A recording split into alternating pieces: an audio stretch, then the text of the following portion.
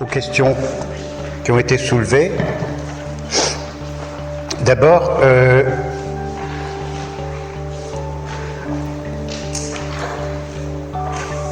Françoise, laisse-toi porter. Prends ce que tu peux prendre. Et puis, après, ça mijote, quoi. Hein. Donc, il n'y a pas à se mettre la pression. Regarde Marie-Hélène, il y a 2 ans, elle comprenait que dalle, quoi. Et là, 2 ans après 2 ans d'approche de l'astrologie et tout ça, le travail qu'on a fait ensemble, elle voit des choses qu'elle ne voyait pas avant. Donc, mais en même temps, l'énergie du groupe est porteuse, quoi. Et donc, en dehors de l'astro en tant que tel, il y a tout le lien humain que nous créons entre nous, qui est pour moi primordial, et qui fait partie de ce vécu. Ce que me disait toujours Rudyard, quand tu feras tes séminaires et tout, bon, il y a la technique, c'en est obligé, mais surtout, ça doit être du vécu, quoi. Alors bon, moi j'ai trouvé ma manière de faire par rapport à d'autres astrologues, je ne sais pas comment ils font, puisque j'ai pas le temps d'aller voir dans les autres ce que font mes collègues avec lesquels je suis en relation de toute façon. Alors pour Hélène, tu disais que tu t'étais fait une idée. Ouais. Quand ce sera ton tour, dis ce que toi tu attendais. Ok, non mais en fait, je me suis fait une représentation, mais je peux la défaire, quoi. Oui, mais ça peut être intéressant que par rapport... Peut-être qu'il y a une confusion sur une planète, par exemple, entre Mars et Soleil. Je ne sais pas. Ouais. Pour moi, l'homme, c'est Mars, quoi. Et donc, je me suis construit comme ça, puis c'est comme si je n'arrivais pas à lâcher, quoi. Donc, c'est peut-être intéressant. Ouais, mais ouais, il y a une tradition, de toute façon. Mars, c'est l'homme, c'est un des aspects de l'homme, mais l'homme en tant que... c'est l'amant. Dans les livres d'astrologie traditionnelle, c'est l'amant, c'est la virilité. Ah, non, c'est pas le problème. Voilà. Alors que le soleil, c'est l'homme en tant que... un certain idéal, mais aussi en tant que, disons, on peut être amoureux d'un soleil sans avoir une sexualité particulière, tu vois. Okay. C'est l'idéal d'homme, c'est ton animus plus exactement, alors que Mars c'est plus au niveau de l'action, quoi. Donc c'est 2 aspects du masculin, mais à des niveaux différents. C'est pour ça. Donc quand on verra ton thème, tu expliciteras ça. Oui. Alors pour Christelle, ce que je peux dire, c'est que toutes les relations sont karmiques, de toute façon. C'est ce que tu disais. On est tous, si on est là, incarnés, c'est que on est prédisposés à faire des rencontres karmiques. Je pense que nous ensemble, on est reliés par le fait qu'on a déjà eu des liens dans le passé, enfin c'est comme ça que je vois les choses, et on se retrouve, c'est des âmes qui se retrouvent.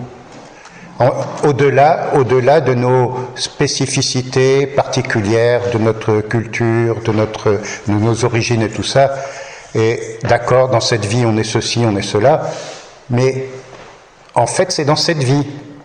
Donc si on s'identifie à ce qu'on est, bien qu'il ne faille pas le renier, parce que c'est notre incarnation, moi, je sais que, pour avoir fait de nombreuses régressions dans d'autres vies, notamment avec Patrick Drouot, j'étais un black dans une autre vie.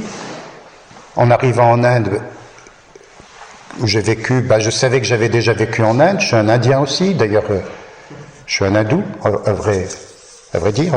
Pas uniquement parce que je suis de Besançon, qui, vous savez, est dans l'hindou, mais parce que je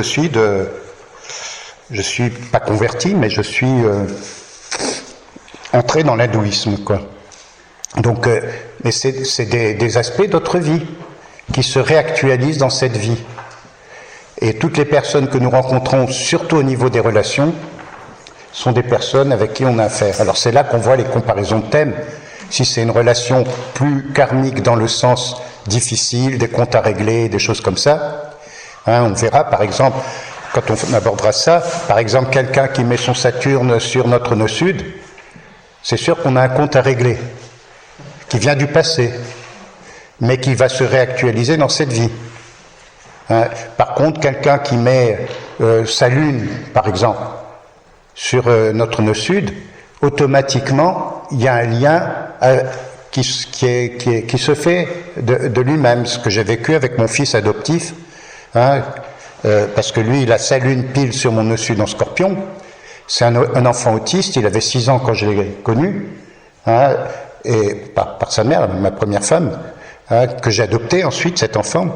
Mais je ne savais pas ce que c'était l'autisme quand elle m'a dit « mais j'ai un fils autiste ».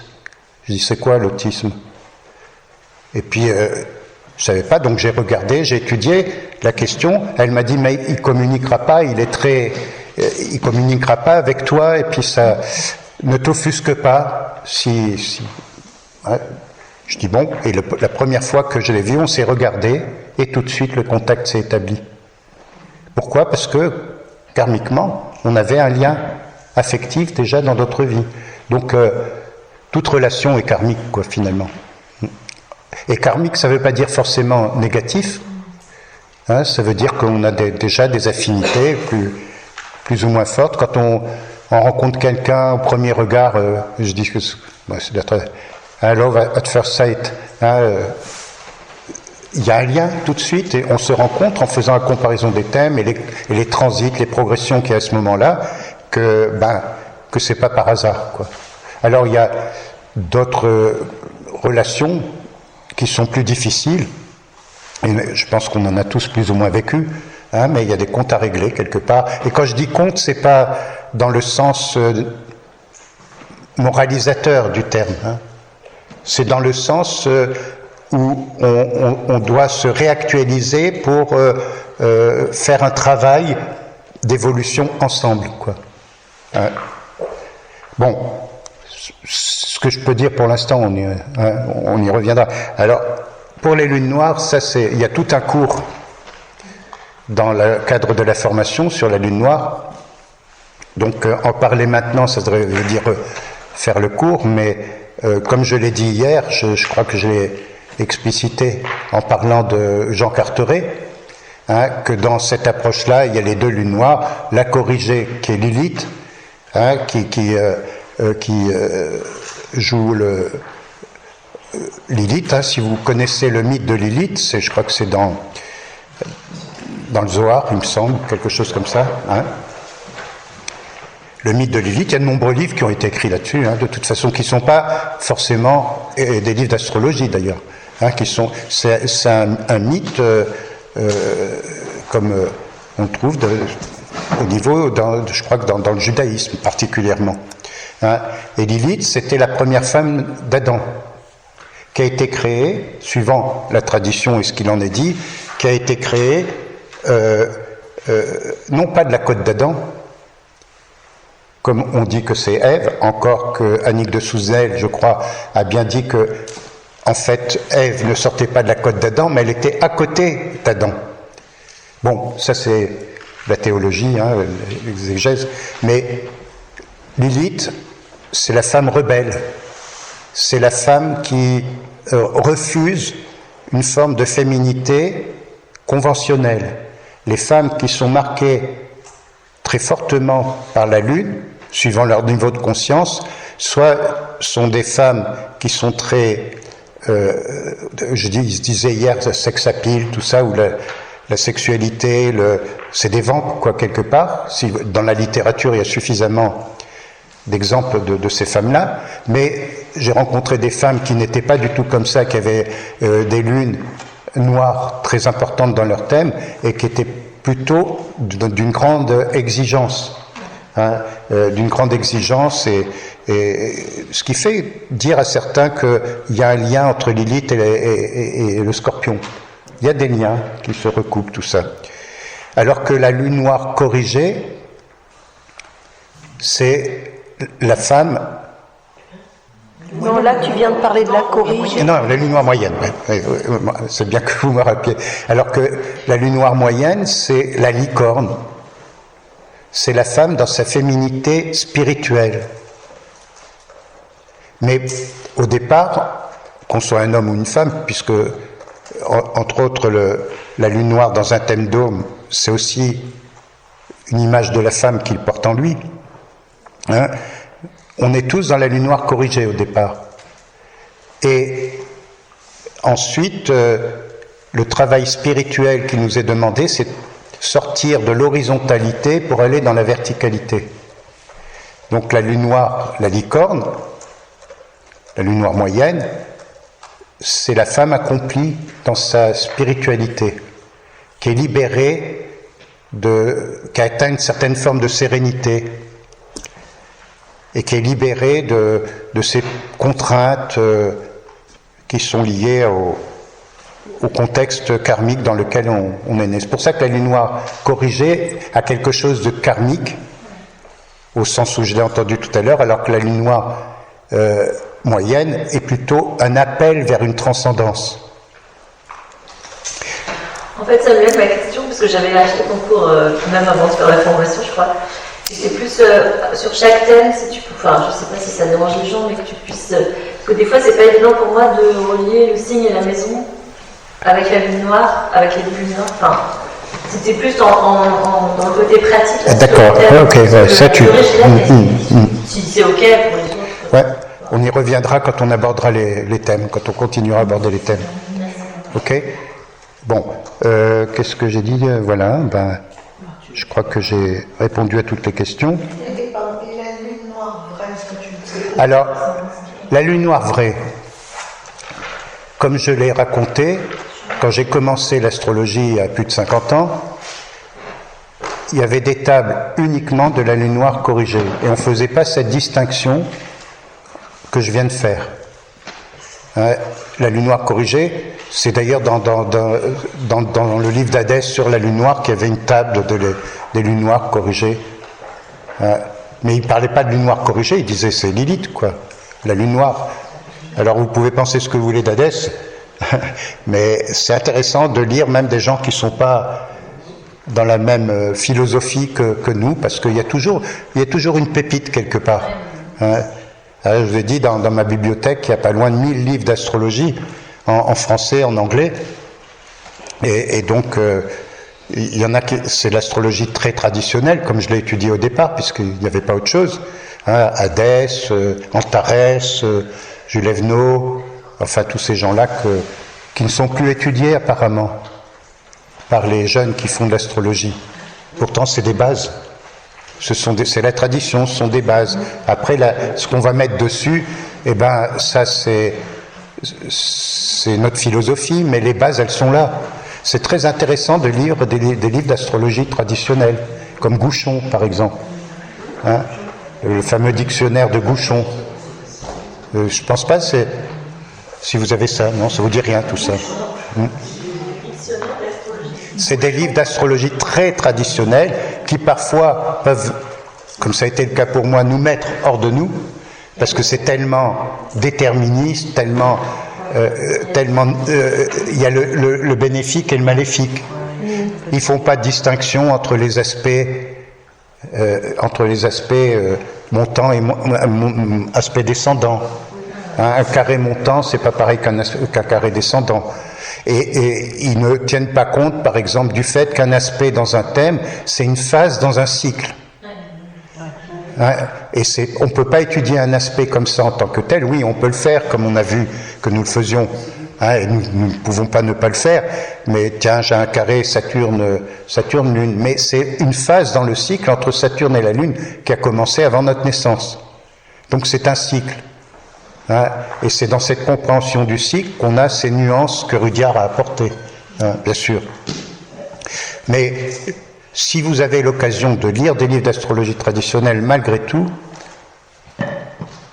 faites-le avec cet esprit d'apprendre des choses. Hein. Par exemple, en astrologie horaire, que je voulais faire le séminaire là il n'y a pas longtemps, mais je venais juste d'être opéré, j'ai pas pu, j'étais en convalescence. Hein, mais en astrologie horaire, on utilise beaucoup des techniques très traditionnelles. Après, l'interprétation qu'on en fait, ça se situe au niveau humaniste et transpersonnel. Hein, si vous prenez par exemple le livre de Robert Chamblin, qui s'appelle l'astrologie des interrogations, qui est un livre très intéressant, très traditionnel, mais vous verrez, par exemple, ce qui est intéressant, c'est que pour chaque planète, chaque signe, il va donner tout le symbolisme qui est attaché à cette planète ou à ce signe. Par exemple, est-ce que vous saviez que Saturne, c'est les cimetières aussi, dans la tradition astrologique? Comment s'appelle ce livre? Non, en soi, c'est pas étonnant. Tu peux donner le nom de ce livre? Chamblin. Astrologie des interrogations. Je crois que c'est Chamblin, ouais. Astrologie des interrogations. J'ai eu sa petite fille en consultation à Chamblin. Et bon, il est décédé, c'est au milieu du XXe siècle, hein, comme les livres de Marcel Sénard, vous savez, Clés de l'ontologie appliquée à l'action. C'est des livres extraordinaires malgré tout. Hein. Eh bien, sa petite fille, elle a appris l'astrologie avec son grand-père, mais elle disait qu'il était tellement strict et rigide il était vraiment dans le côté saturnien de l'astrologie. Hein, mais bon, lisez-le, c'est très intéressant. Il y a les livres d'Oswald Wirth aussi, par exemple, là qui fait un lien entre la franc-maçonnerie et l'astrologie. Oswald Wirth, W-I-R-T-H. Alors je ne sais pas, peut-être il y en a qui disent Wirth, hein, ou Wirth. Enfin, moi je dis Wirth. Hein. D'ailleurs, il a fait un tarot le premier tarot que j'ai utilisé, c'est le tarot des imagiers du Moyen-Âge. Hein. Le symbole, tout ça. Et donc, il a fait symbolisme astrologique, par exemple. Hein. Et j'en passe. Il y a L'Homme rouge des Tuileries aussi, c'est un roman. L'Homme rouge des Tuileries, tu connais? Non. Oh, c'est un vieux bouquin à énigmes astrologiques et ésotériques. Si vous mettez la main dessus, j'en ai un exemplaire évidemment, mais que je ne prêterai jamais parce que... Un musée d'astrologie. Un musée d'astrologie. Peut-être. De toute façon, c'est ma fille qui héritera de tout ça, alors je lui ai dit, tu as un héritage, là, j'ai pas grand-chose à te donner financièrement, mais la bibliothèque, elle est évaluée à 60 000 €. Alors, quand ils sont venus, j'ai dit, ah bon, il y a 6 000 livres, hein, au moins. Mais quoi qu'il en soit, voyez, regardez l'astrologie traditionnelle malgré tout. Bien qu'étant astrologue humaniste et transpersonnel, je ne jette pas le bébé avec l'eau du bain. En cela, je rejoins ce que un philosophe que j'aime beaucoup, que Sophie connaît aussi d'ailleurs, Ken Wilber, si vous connaissez Ken Wilber. C'est un philosophe qui... W-I-L-B-E-R. Ken Wilber, il disait que, en fait, à chaque fois qu'on progressait dans des niveaux de conscience, on devait intégrer le niveau de conscience précédent et ne pas le rejeter. Hein, ce qu'il appelle intégration, assimilation, parce que c'est les bases. Par exemple, il dit que les gens qui au nom d'une certaine spiritualité, rejettent le monde moderne dans lequel nous sommes, le monde du cadran droit, hein, c'est-à-dire objectif, quoi, hein, le monde matérialiste. Ben, le matérialisme, malgré tout, ce qu'on peut lui reprocher, et il explique très bien dans ses livres, hein, lisez par exemple une brève histoire du tout. Il explique bien tout ça. Eh bien, et qui veulent retourner, les gens qui rejettent ça, il y a bien sûr des choses à rejeter, bien sûr, hein, mais qui veulent retourner à une sorte d'âge préhistorique où tout était parfait. C'est une régression en fait. Parce que dans le système dans lequel nous sommes encore, eh bien, il y a quand même eu des choses extraordinaires qui se sont passées. Hein, par exemple, même si ça perdure encore d'une certaine manière, et il en parle très bien, l'esclavage a été... On a pris conscience que l'esclavage. On a pris conscience, c'est ce qu'il raconte, tout ça. Par exemple, les droits de l'homme, ça en fait partie. Et puis si on rejette aussi le côté scientifique, non, il y a des choses à rejeter sans doute, mais il y a des choses merveilleuses qui ont été faites dans le progrès. Imaginez, quand j'étais petit, ma mère, elle avait une lessiveuse pour faire le... elle avait une lessiveuse. Vous vous rappelez des lessiveuses? Non. Non? Ça se fait, oui. C'est quoi Une lessiveuse, c'était avant qu'il y ait des machines à laver. C'est une machine. Ça, c'est une vraie évolution. Avant qu'il y ait des machines à laver, les femmes, parce que les hommes, ils s'occupaient pas de ça, ma mère, elle allait bosser le matin, elle rentrait le soir, et puis elle se tapait tout le... comme c'était le cas dans ces générations-là, du début du XXe siècle. Et la lessiveuse, c'était, on faisait bouillir dans une cuve, quoi, en quelque sorte, le linge sale, et après il fallait l'essorer à la main, après il fallait l'étendre. Quand j'étais petit, ma mère, elle me faisait faire, quand on sortait le linge de la lessiveuse, qu'il était séché, elle me demandait de l'aider à plier les draps, par exemple. Donc, elle m'a dit, tu verras, ça m'énervait évidemment, elle m'a dit, tu verras, ta femme sera contente plus tard que tu fasses tout ça. Elle m'a appris à repasser, elle m'a appris à faire le ménage et tout ça, vous voyez, c'était une autre époque quand même. Voilà. Et alors, elle était contente. Et alors, elle a été contente. Ouais, ils sont étonnés que je fasse du repassage. Moi, j'aime pas mettre des trucs froissés, par exemple. Il faut que je repasse avant. Pourquoi? Parce que c'est ce qui me reste de mon enfance, finalement, de mon adolescence. Bon, bref.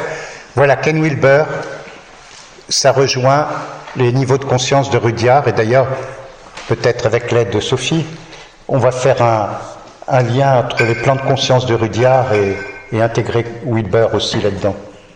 En fait, ce qui est assez fascinant, c'est que comme Rudyard, il a établi un parallèle entre l'évolution d'une conscience individuelle et celle de la conscience de l'humanité. Un peu comme Claire Graves aussi, qui a travaillé sur les niveaux de conscience comme ça, où il explique que finalement l'âge préhistorique ressemble au bébé qui vient de naître, l'âge mythique à l'enfance qui est un peu, qui a une forme de mythologie, qui croit aux fées, aux contes, etc. Et progressivement, effectivement, l'idée c'est de transcender et d'inclure, à savoir que la conscience passe au niveau suivant quand elle a compris que le niveau auquel elle était lui pose problème. Par exemple, typiquement, la civilisation orange matérialiste dans laquelle on est pose problème par rapport au fait que les ressources sont limitées. L'étape au-dessus, verte, est une étape de conscience beaucoup plus respectueuse du tout. Et donc, mais l'idée c'est de transcender et d'inclure. C'est pas parce que on passe au niveau suivant qu'on doit rejeter les niveaux précédents. Et les gens qui sont dans le rejet du niveau précédent, finalement, n'évoluent pas en conscience, sont juste dans la mentalisation d'une forme de dualité. Lui, ce qu'il cherche justement, c'est la non-dualité pour inclure progressivement. Et c'est vrai que par rapport à Rudyard, il y a des ponts il y a des ponts merveilleux. On essaye de... j'ai le thème de Wilber, je te le montrerai. Ah ouais. Il est dans mon ordinateur. Ouais, je veux bien, ouais. La Neptune à l'ascendant. On en a besoin. Okay. Bon, voilà, c'est ces choses-là.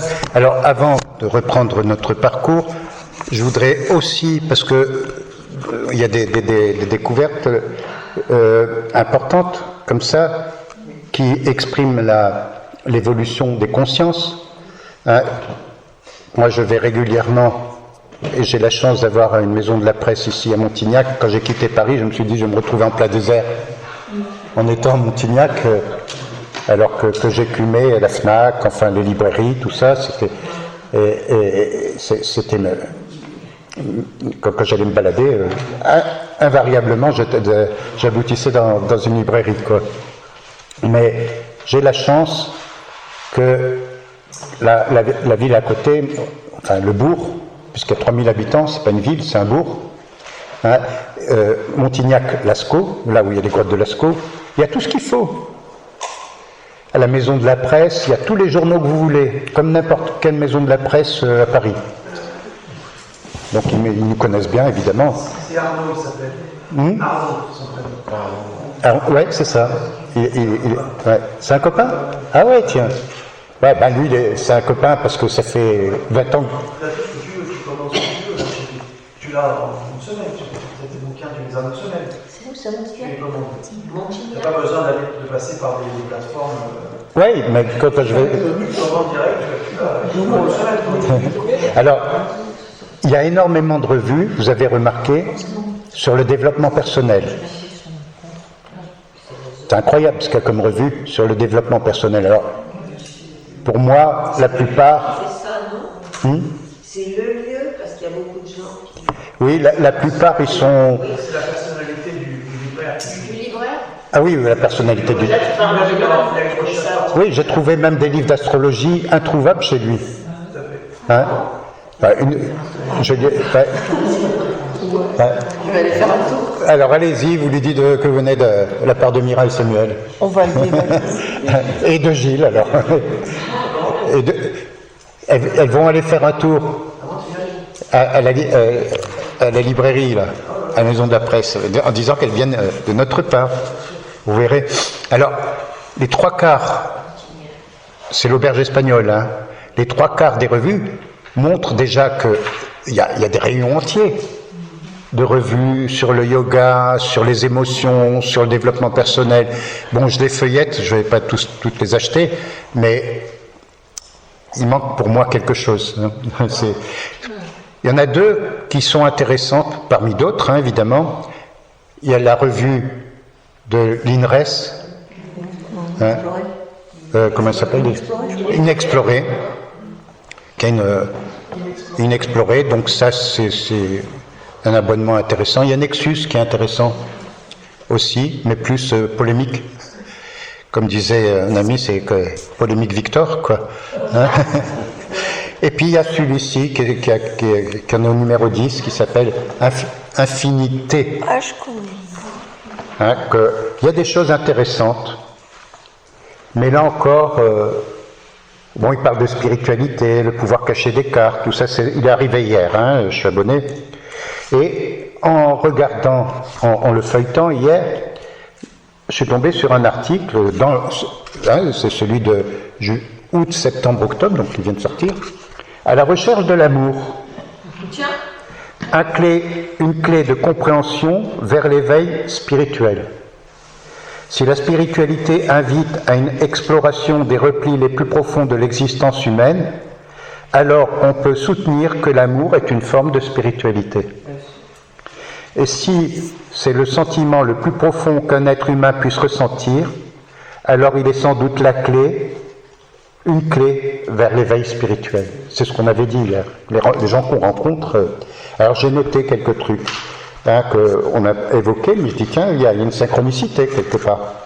L'un des plus grands défis pour un être spirituel réside dans la capacité à s'accepter. L'amour de soi, dans le cadre de la spiritualité, n'est pas une simple notion d'acceptation personnelle superficielle, ni un acte égocentrique. Il s'agit bien d'une acceptation profonde et complète de notre être dans toutes ses dimensions.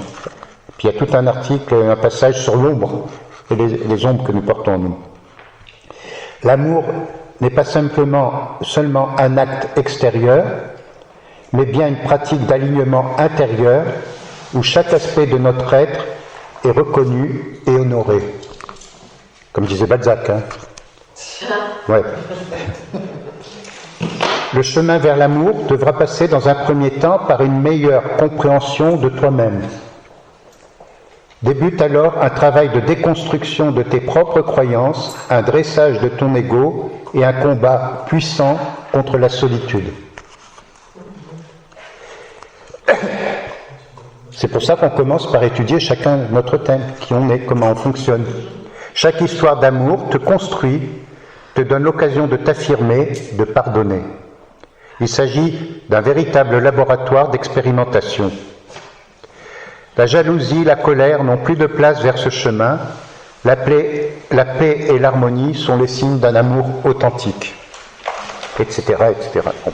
Comment s'appelle le monsieur qui a écrit ça? Alors, qui c'est qui a écrit ça? Qui c'est qui a écrit ça? Ah voilà. C'est quelqu'un qui a écrit un livre sur les flammes jumelles. La clé du parcours l'amour. Elle s'appelle Amaya. Amaya, thérapeute et coach individuel et de couple, accompagnatrice spirituelle et auteur du livre en question. Donc voilà. Alors sur les flammes jumelles, il y a un tas de trucs aussi. Existe-t-il une revue seulement sur l'astrologie? Il y a des revues sur l'astrologie. On n'a plus vraiment. Alors il y a la revue des revues comme ça. Il y avait Astrologos, dans lesquelles j'ai écrit pas mal d'articles à une époque. Des revues qui étaient diffusées en kiosque, quoi. En kiosque, il y a des choses sur l'astrologie, mais c'est pas très profond, quoi. C'est superficiel, de mon point de vue. Je ne fais qu'exprimer mon point de vue. Mais si vous voulez des choses plus intéressantes, vous vous abonnez à la revue de la FDAF, Fédération des astrologues francophones. Vous allez voir sur Source, sur l'association Source. Là, il y a des choses plus profondes, plus... Hermès aussi, non, sur Bordeaux. Hermès, ouais. Ils existent encore? Je sais pas, oui, je les avais à un moment donné, mais je sais pas. Dernière chose quand même. Vous connaissez Charles Pépin? Oui. Charles Pépin, c'est un philosophe inclassable qui sort du côté philosophique, conventionnel, académique et tout ça. D'ailleurs, quand on voit son look, on voit tout de suite qu'il fait partie de la famille, quoi. Mais alors il est très connu dans le grand public aussi. D'ailleurs, je crois qu'il a une petite chronique sur France Inter. J'en ai entendu quelques-unes, c'est sur France Inter. Donc c'est intéressant. Ça dure quoi? 5 minutes, même pas. Et puis il aborde un sujet, et puis il le montre d'une certaine manière et tout. Et là, puisque c'est le but aussi de ce travail que nous faisons, vous voyez que je pioche un peu partout, pour me nourrir aussi. Il a écrit ce petit livre qui s'appelle La Rencontre, son livre de poche.